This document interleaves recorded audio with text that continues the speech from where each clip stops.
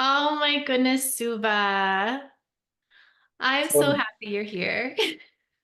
I'm so happy to be here, Phoebe. Thanks for having me. Yeah, it's funny because we haven't physically met yet, but we had this beautiful connection of Marie and Martin, who are guides here, and you and I got on a call a couple of times, I think. We had to, That's dance around each other for a little bit and get to know each other. And then, here you are inside of our nOMad Guides and partnership. And I'm just so happy, so happy and look forward to that day we're together in person. But I would love to introduce you to the community. So if you could just share with everybody where you are in the world, what you're offering the world, and anywhere else you want to go to start.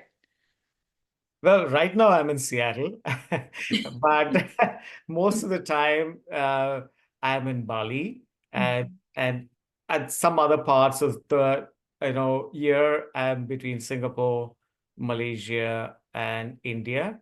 Mhm. So these days I'm mostly traveling a lot, but the base station, if you will, is Bali. Mm. Uh, yeah. Yeah, I know you're very nomadic. Every time you and I are WhatsApping, you're somewhere different. In keeping with your community's name. Exactly. Exactly. And yeah, and what are you offering the world? I know you're very dynamic. You have this business side, but also this very healing spiritual side. So I'd love to just hear in your own words what that means. So many years ago, I was a banker, Mm. and during those days, I came to understand, especially after the 2008, 2009 crisis that we had, the crisis, Mhm. that there's tremendous amount of stress in the banking system. I'm talking with respect to the people. Yeah. And so I started off work with my own team on how we could release some of that stress, and they could be much better at work and not be burning themselves out at work. So it started with that kind of small intention, but Mm. progressively it grew into what I could do for more people in the organization I worked, and then subsequently in the community. And that's how this whole work that journey I'm on, if you will, uh, began. Mm. But 7 years ago, I left the corporate world and kind of committed myself to this. And it came to me through multiplicity of paths and understanding that at one level was the core wisdom of, especially from South Asia, India, where I come from. And while studying that, many of the insights that I got and how simplistically we can bring this to the world. So my whole idea has been to bring things down to a level which where we can integrate this great wisdom into our daily life and keeping it very simple so that everyone can access it from where they are in a meaningful way, in a real way, and make it happen. So that's one level was that.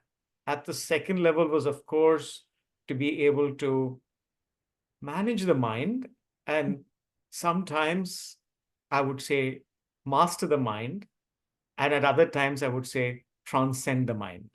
Mhm. So all of these three levels, depending on where the person is at and what they need most, that's the work I do. And for this, some of the work is a little bit more somatic in nature, Mhm. whether it's movement or touch related. Sometimes it's more breath uh, based. Other times I use sounds, which are mostly around mantra and chants, which is the training that I have, Mhm. and meditation. So all of this is the other piece of work that I do. The healing work that you spoke about is at all of these levels and mostly done in a manner which is intuitive for the group or for the individual. That's beautiful. And so you were going through this as in the professional world as a banker, and you were seeing this call to make a change in that community. Was it something that you were already practicing before the practice? I mean, it sounds like yoga with all of the concepts that you were speaking into.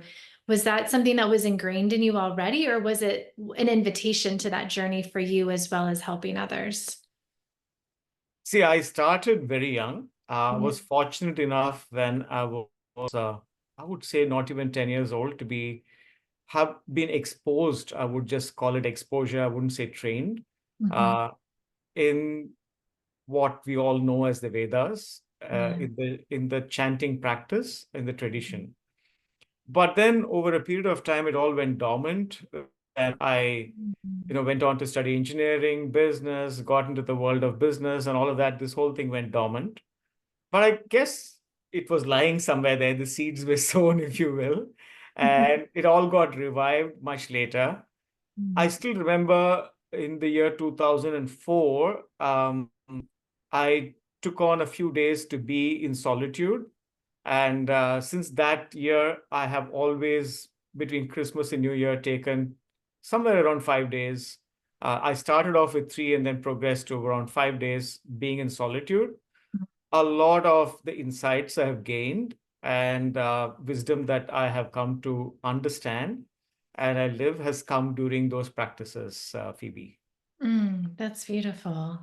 I love that practice because that's, we're all going through that, the returning of light, right? And for you to go into that inward journey, that's what I always think of the holiday season and the United States or the Western world of having Christmas. It's that, yeah, but it's universal, that invitation into That's right. I, the, I I just call it 1% of the year where I can make time for myself and be yeah. with myself as you can call it a vacation with myself or be my best friend. Just 1% of the year.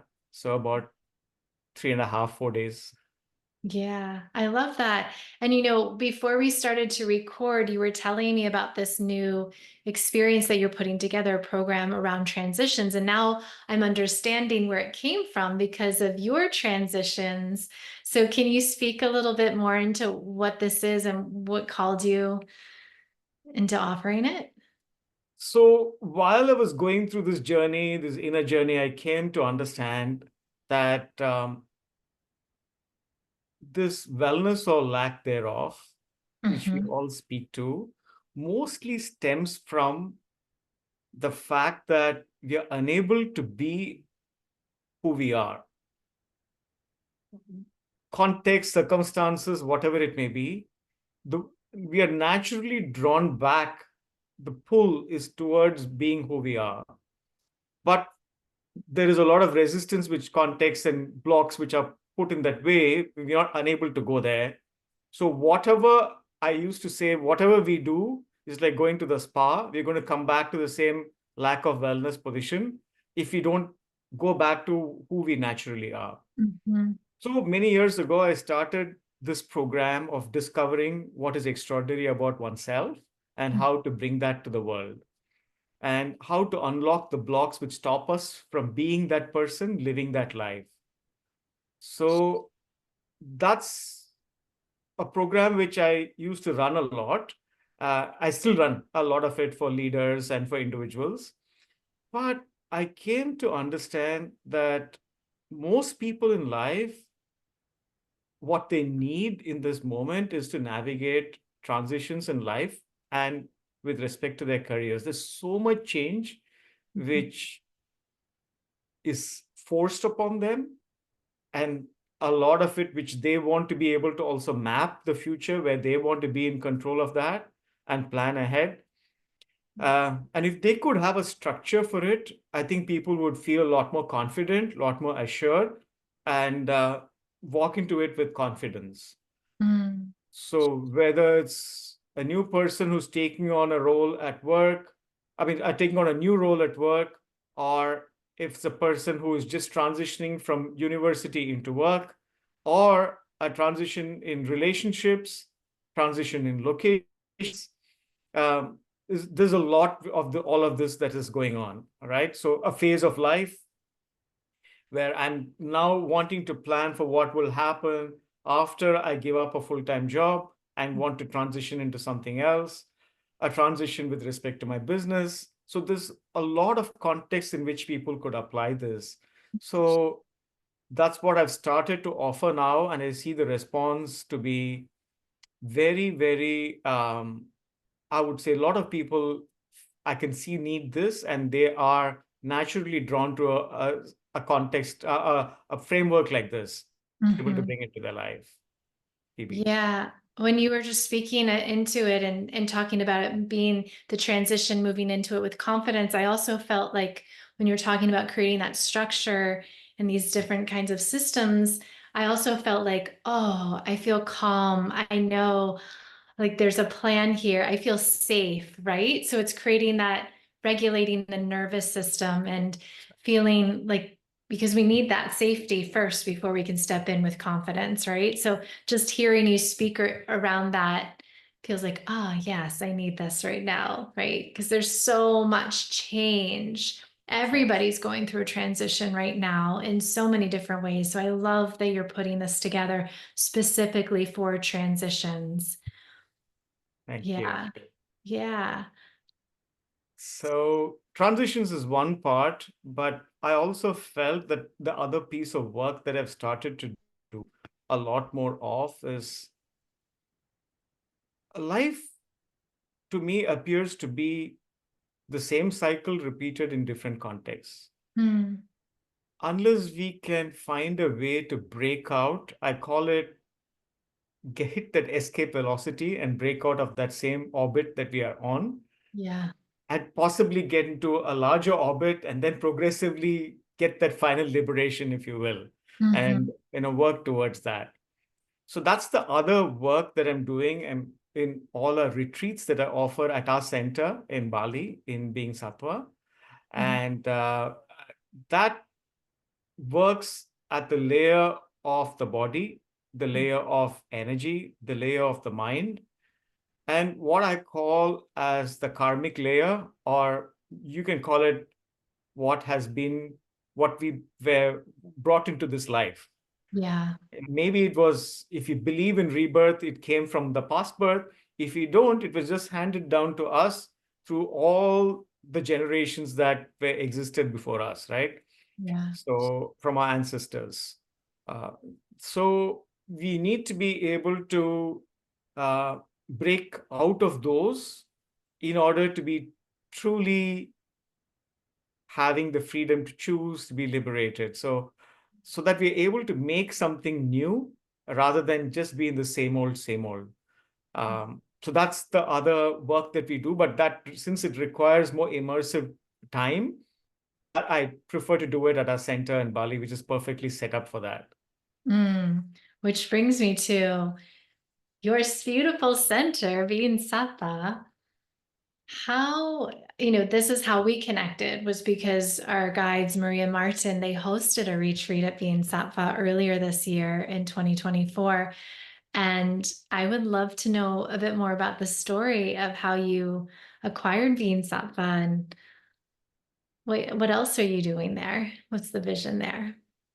So Being Sattva was created just a month after, month from now, we'll be 10 years old. Mhm. 10 years, yeah, a decade Oh, ago. nOMad's 10 years the same month. Ah!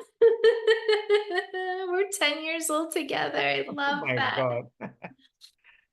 So it's it was started a decade ago, and we acquired the land much before that. But then we were kind of mulling over the concept, and it's based on Renuka's experience of being at retreats, and also um, my own experience of running retreats.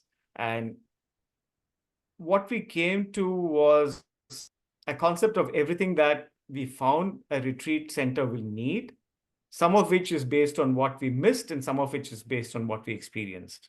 Mhm. So when we created this space, first of all, we wanted it to be one with the right physical ambiance, if you will. So set in nature, with the sounds of nature, with the sound of water, and everywhere being touched by nature.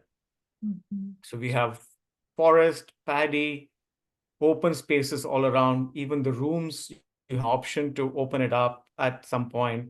A lot of space to be outdoors, in the accommodation spaces too, and of course in the event spaces. The second was to be able to have something which is based on the foundational principle of sustainable living. And this one is plastic-free, smoke-free, plant-based, uh, solar, recycling water, having fruits and veggies grown right there. So all of this happening with that spirit of sustainability. Mm. At the third layer is to have the right energy in the space so that as people walk in, they can sense that something has shifted. And that's also fantastic, not just for us. We wanted this to be a space where all retreat leaders could come in and effortlessly run their retreats. And that's what all these is about. And then be able to custom create experiences based on their needs, what they want to offer to their groups. So while I do offer my retreats there, it's Renuka puts together these experiences for other retreat leaders. We've hosted over 100 retreats so far at the center. So we've also kind of take time to go around and to, if you will, check out locations, recce places around where there's not much of tourists, but there are amazing spaces, hidden gems in Bali, if you will, where we can take people to and have. So, for example, we have a 1,000-year-old temple in the rainforest, only accessible by on foot, just a 20-minute walk from our place. Oh my goodness. That's so special. Is that where I saw pictures for Maria Martin? They were going on a hike. Is that what they were on their way there? Yeah. That's right. So yeah, Maria Martin, we had an amazing retreat with them and their group. So happy that they could host their experience at our place. It was brilliant. Yeah. Oh, that's so special. And I'm just going to give a little shout out because as we're recording this in September, you're coming to the nOMad community in October. I believe it's the October 14th, and you're actually giving us a little bit of a tour for our nOMad community. That's right. So if anyone's listening to this too, they can join us for free and get to see a little bit of being Sattva.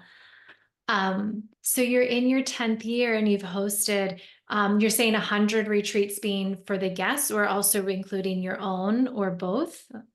Including my own, I would say that more than 70% of the retreats are hosted by other retreat leaders. There are various genres of retreats which are there: yoga, meditation, culinary, dance, music, art. So a whole bunch of retreat leaders having created their own retreats there, which we help them to host. Yeah, so special. And you also, as you said before, you host retreats still. And I know that you have one coming up. I mean, you have multiple ones throughout the year, but there's one in particular that you're really excited about. We were talking before we recorded because it's around the Balinese New Year, right? In March. That's right. Balinese New Year is very special, Phoebe, because it's a day where the whole island goes silent. As you know, the airport is shut down. There's no traffic. No one even walks on the street. Um, even the fireplace, if you will, in the kitchen is shut down on that day. Everyone is supposed to spend the day with themselves, reflecting, introspecting. So that's what the New Year is about. The day before the New Year is the day of the procession of the demons to take negativity out. And is fabulous because it also brings out the artistic beauty of all the people in Bali. They create these demons, bring them out in processions, loud music and all of that. And they burn the demons at the end of that procession. And then the whole place goes silent after that for 24 hours. Wow. The day after that is the day of what they call as purification or cleansing with the water body. Could be by the beach or a waterfall or one of these purification temples that they Mhm. have. And then, of course, you welcome the new year with love and affection and with joy. Mm. So our whole retreat is strung together based on this theme, and we do experience the culture of Bali, the nature of Bali, but also have the opportunity for this inner experience. So we do also observe the new year as a day of silence during the retreat, but Mm. various processes going on around that. So you get to do everything and also experience Bali in its at its best. Wow, that's amazing. I love that have you done this before, curating the retreat around the Balinese New Year? Is this something you do every year? Yes, so this is we started this after COVID, and Okay. so this would be edition three, if you will, next year of this retreat. It's truly amazing, even for me as the leader, to be part of this. That's so powerful. I mean, just to have that experience in itself, but also, I've been to Bali a couple of times now, and I just love how the Balinese are just so proud of their culture and to introduce you to their traditions and these different types of rituals. And so for you to introduce anyone from the outside into that, that's such a beautiful way of inviting them in, right? That's right. We Yeah. had at our first post 2020, we had a participant coming in after COVID, right? Yeah. So, and she came in from Big Sur, and for her, it was an amazing, life-changing experience that she had uh, Yeah. during this. Mhm. Amazing. Oh my. And you are a part of, if people are listening, they might be listening to us inside of our global retreat or as the podcast out into the world. So if they're listening right now in the global retreat, you will be a part of our global retreat here, a journey inward. And you are offering a live session where you're coming in on the day of transformation, which is perfect because you're all about transitions and what you were just speaking to with this retreat that's coming up. Can you give us a little bit of a taste of what that experience will be like in our global retreat? Yeah, I'm so looking forward to it. Really excited. Thanks for having me as part of that retreat. And it's actually difficult for me because I have these difficult for me to explain it right now because most of these live sessions are what happened in the moment. And Mhm. I know two sessions are the same. You know this, Phoebe. Yeah. So, but let me try and kind of the foundational concept of what I plan to offer that day is love. Mhm. And there are two, three things to love. One is that all emotion is a manifestation of love, Mhm. whether the emotion is fear, frustration, anxiety, or um, everything is the foundation is love. Mhm. So that's one concept which we will explore that day a little bit Mhm. more of Okay. how the Very root curious. emotion is love and how if we bring everything in this and dissolve it into that love, Mhm. that is the source of transformation. Mhm. Um, not just of the mind, but also about everything that is held in our body. Because as we know, everything that happens here is held here. And so we're going to be able to use that as an opportunity to work with love, to bring the transformation to the mind and body and connect with our spirit. Mhm.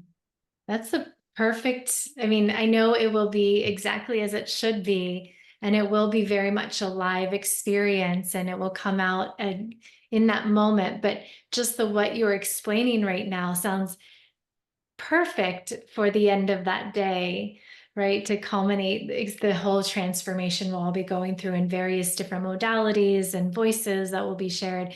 But I love that we're going to end that day with love. Oh. I'm sure we'll be beginning and threading it throughout the rest of the day too, but I love that intention. Yeah, thank you for that. Oh, I'm so looking forward to it. I just, so you speaking, I could feel my body relax and There you go. yeah. Yeah. So it's very special to be able to experience that in its pure form. Mhm. And I so look forward to bring that to the nomad community. Yeah, I'm so happy to have you there.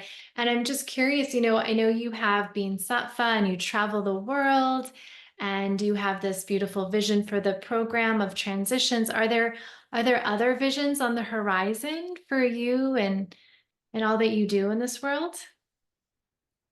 So as you know, I offer a weekly meditation every Mhm. Sunday, Yeah. and it's been now almost 7 years since we started that journey. Yeah. So that's been consistent offering that we had. But this year, I started to offer a wisdom living session. So I call it wisdom living because we emphasize the aspect of how to live ancient wisdom. Mm. So we are now, and we do mini series. We did one on happiness, which is based on what we call as the Brahma Viharas, or the source of infinite happiness, which are covered both in the Buddhist texts and also in the Yoga Sutras of Patanjali. Mhm. We did some work around the four different schools of yoga, if you will, the Mhm. Karma Yoga, Bhakti Yoga schools. We did some work associated with, we're doing it right now, about how, as I mentioned, the transition to break out of that loop. Mhm. So I do hope that all of these put together, because our core philosophy is how to live a better life, Yeah. will integrate all of this and bring this repeatedly.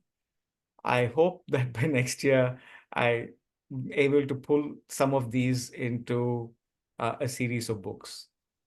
Oh, okay. I love that. So yeah, that's something that I hope to bring in, and maybe that will give uh, another impetus to be able to share in a different media some of the tools and the wisdom. Yeah. Oh, I love this idea. That's beautiful. And for you to take this time, all the work that you've already done, but then this year to just see, how people are responding to it and interacting with your teachings, these ancient teachings, but through your eyes, right? Your perspective of it. That's really powerful. Oh my goodness. I had no idea. That's beautiful, Suba. Thank you, Um, Phoebe. yeah. And well, is there anything else? Do we go anywhere? Do you want to go anywhere else in our journey here as we share today? Uh, mm, I just, I think you're doing some amazing work here, being able to bring uh, teachers and many of the people of the community together. And that's, it's so important for people to have this bridge, and you're doing that job amazingly well. Mm. For people like us, as our mission at Being Sattva in Bali essentially is to offer to all leaders a hassle-free experience to come in and be at their best, so that we take care of everything and they just run the retreat in the manner that they truly want to run it.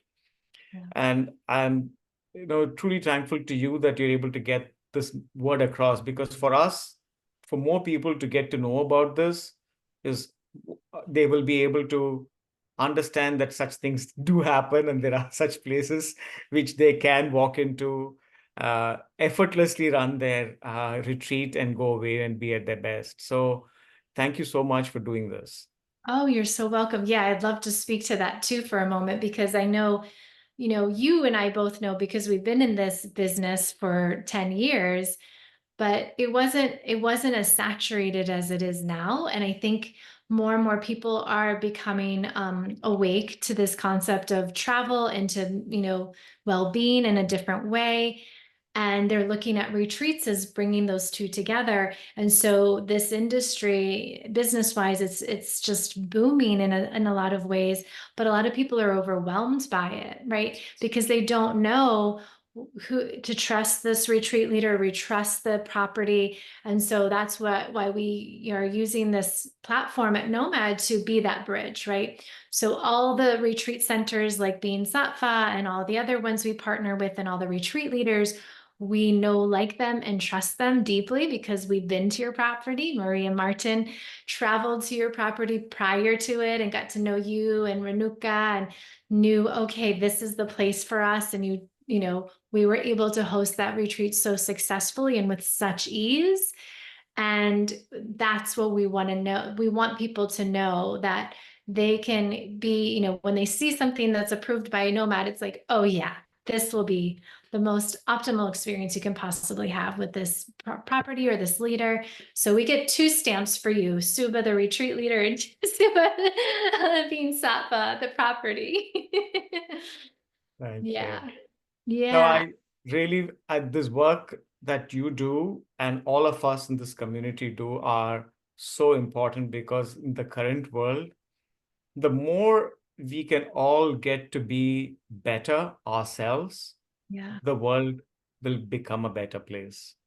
Yeah. So that's essentially what is I would say, the foundation of everything that we are all doing is to become better ourselves Yeah. and in some way to be able to inspire people to take that step forward to becoming better themselves. Yeah. So that's the only way we can make the world a better place.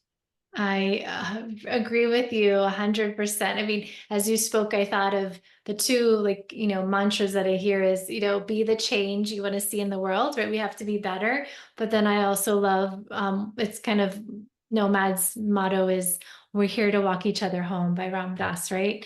And we're here to be better and to walk each other to that beautiful place, whatever home is, right? For each individual. Yeah. So beautifully said.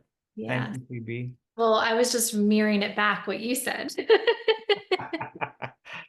Yeah, yeah. I think we are 8 billion people waiting for someone to improve our lives. Instead, Mm, if you could all take that one step and walk with mhm. each other, that Yeah, would be the perfect way to start to bring betterness to the world. I agree with you. Yeah, I feel that. I feel that deeply. And I'm so grateful that I get to walk with you, even though we haven't physically been in space, but I can feel that even when I see a WhatsApp message from you, I'm like, ah, my brother. In Indonesia, we have a word. We never say we haven't met, we say not yet. So Yes. bloom is the word that we use. You remember that, right? From your Yeah, Bali days. exactly. Always like that. Not yet physically. We have met so many other times in other dimensions and energetically. Yeah. Um, yeah, so we will have this wherever they're seeing this or hearing this this interview, there will be links, but would you like to just tell people how to stay connected with you and what to continue on? And if you want to speak, if you have that free gift, if what that That's might right. be in there. Yeah. So I always encourage people to come, as you rightly said, they would like to know who I am and who we are at Being Sattva. So the perfect way to get started is our free weekly sessions, both the meditation and the wisdom sessions. Mhm. And all they need to do is to look for bit.ly/calm in chaos 100 and just register there. It will take 10 seconds to register. And they are plugged in and they'll be able to get to see more of us from there. Of Mhm. course, I'm on Instagram as Subba Sattvic, Sattvic, and they can connect with me on IG too. Um, and Being Sattva as our website, and Being Me is the other website that I host all my programs in. Mhm. So any of these are the resources. We do have also a monthly newsletter, which comes to all those who registered at that Common Chaos, Yeah. and that's called Halo, HALO. Hello. Nice. So we have simple nuggets which come to people. So easy to read, not more than a 5-minute read once a month. Mhm. And even for those who are unable to join the meditations, the email itself carries the wisdom of, Mhm. so if people can at least just read that, they would get, and they have the ability to access the recordings too. That's beautiful. And then just a reminder that we have your beautiful retreat offering in March. And I'm sure they'll, if they're not able to join in March, that there'll be other retreats at Being Absolutely. Sattva. And they can always follow us at nOMad or go to Being Sattva's website too. That's right. Yeah. And if you're a retreat leader, just write into us and you could just say Subba at beingsattva.com.sg. Just write in and we can start a conversation right there. Yeah. And we also have year-long retreats at the place. So if you can't join the group retreats, you can just come in and plug into the retreat space by yourself and experience Bali being sattva and also your own self. Reconnect is what we call reconnect with yourself and each other. I love that. I'm so sad that I wasn't able to be there and meet you in March and being at Being Sattva, but I look forward to that day, to being on your land. Yeah, so Thank you, special. Phoebe. Yeah. Well, thank you, Suba, so much for being here and being so present in our community. And I'm just looking forward to more. Who am I? Yeah, yeah. Well, have a beautiful day. Thank you so much again. Namaste. Namaste.